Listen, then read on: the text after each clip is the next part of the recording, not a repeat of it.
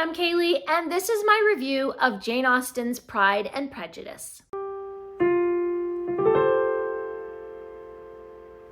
I love Pride and Prejudice. I have read it so many times, at least 7 or 8 times, I think. Every time that I reread it, I find something new, some different perspective that I never thought of, or some little historical tidbit that I didn't know the last time that I read it. There's just so much depth and complexity in the book.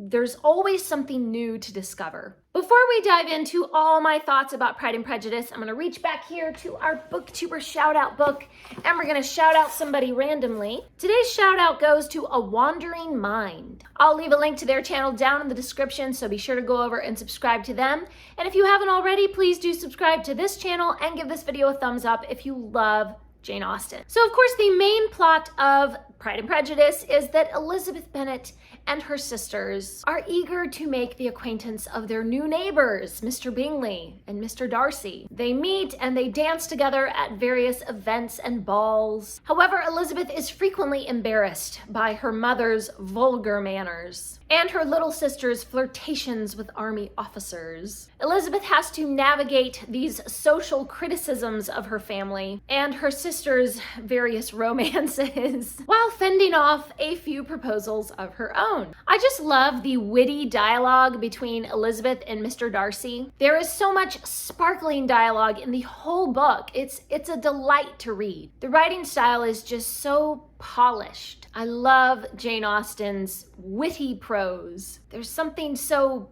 peppery about her writing. The plot flows along very naturally, and there's so much, I don't know how to describe it, there's so much energy there. There's just so much going on that it's easy to miss some of these little subplots that are kind of happening in the background until you've read it a few times, and then you know to look for those little extras. This book has some of the funniest lines in all of literature. I always laugh my head off when I reread this book. I really love that Elizabeth and her father, Mr. Bennet, have the same kind of dry sense of humor. There is such a close relationship between father and daughter that is really lovely to read about. But of course, the best part of Pride and Prejudice is the character development, mostly from Elizabeth and Mr. Darcy. They both start out with some bad behavior and some personal flaws, but over the course of their rocky relationship, they begin to change and grow. These two really remind me of a description of friendship in the Bible, where it says, "Iron sharpeneth iron, so a man sharpeneth the countenance of his friend." That's from Proverbs 27, and it perfectly describes the way that Elizabeth and Mr. Darcy have this conflict between them, but somehow they're always sharpening one another to become a better person. Elizabeth learns to discern other people's characters a little more carefully, and Darcy learns a little bit of humility. And I think they both begin to really value the other person's good qualities, and that's how they fall in love. They both have really independent and complex personalities. It's just so interesting to see all the little steps in their development. I think one of the most genius things in this book is the balance between all these different characters' personalities, especially between the Bennet sisters. Mary is too serious, and Lydia and Kitty are too flirty and silly. And so Jane and Elizabeth are right in the middle, and they appear to advantage. Our main characters are balanced right in the middle, and that makes them more attractive to the reader. This book is just a perfect masterpiece. Every time I reread it, I love it more and more. I see more depth in the characters, and I find more humor in the sarcastic,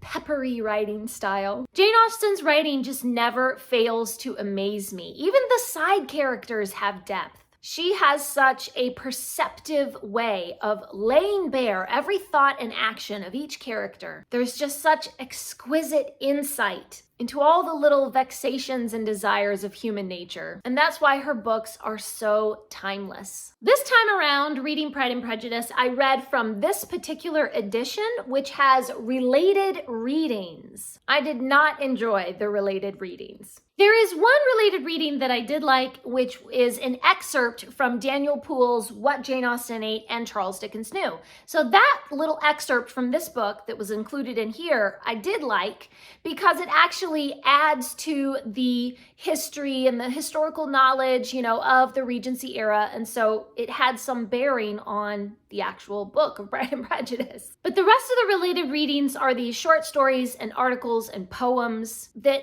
to me did not seem to be related to Jane Austen at all, or they were just unenjoyable. I didn't like it.